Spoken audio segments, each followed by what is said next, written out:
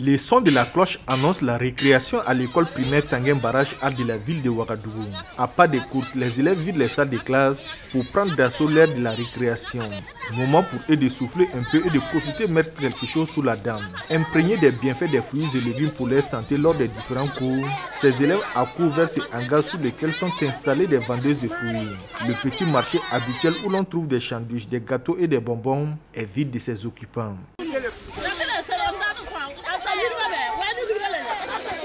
J'aime manger au ça parce que souvent il contient beaucoup de vitamines, n'est pas beaucoup de sucre. J'ai décidé de manger les fruits parce que si tu manges les fruits, tu restes en bonne santé.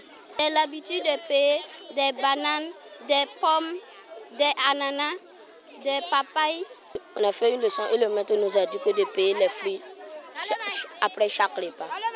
Parce qu'il nous donne la santé. Avec 25 ou 50 francs CFA, les élèves peuvent se procurer auprès de ces deux dames des fruits et légumes composés essentiellement d'oranges, de bananes, de pastèques et de carottes. C'est pour lutter contre certaines pathologies comme le diabète et les cancers au sein des élèves, qui sont d'ailleurs nos enfants, que nous avons accepté de venir vendre les fruits et légumes à l'école primaire de Tanguem Barrage A. Nous savons qu'en les consommant, ils resteront en bonne santé. En réalité, nous ne cherchons pas à faire des bénéfices, raison pour laquelle nous nous efforçons à adapter les prix des fruits aux bourses de ces élèves. C'est la bousculade autour des vendeuses. Chacun veut se faire servir le premier. Une fois servis, les élèves délectent délicatement ces fruits. Ce petit marché dédié aux fruits et légumes au sein de l'école primaire Tanguem Barrage a vu le jour en octobre 2021. C'est après une formation axée sur l'importance des fruits et légumes sur la santé et leur apport dans la prévention contre certaines pathologies avec l'association SOS Diabète qu'est née cette initiative.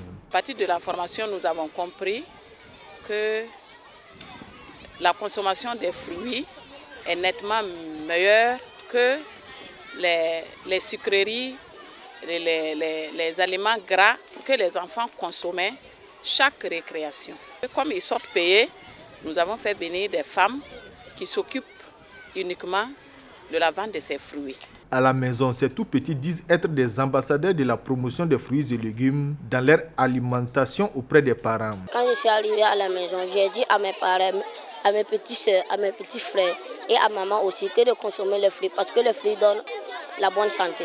Je pense que l'initiation pour nous à l'école, ça permet aux enfants d'avoir quand même un niveau, qu'ils sachent même qu'en dehors de l'école, en utilisant les fruits dans les plats à domicile, ça les permet quand même d'acquérir certaines vitamines. Malheureusement, l'initiative rencontre des difficultés, surtout au moment où les prix des fruits et légumes flambent. Toute chose qui ne permet pas aux élèves de pouvoir s'en procurer. Pour ce faire, les directeurs envisagent des pistes qui permettront de subventionner les produits. L'apport des bonnes volontés à ce niveau serait donc le bienvenu.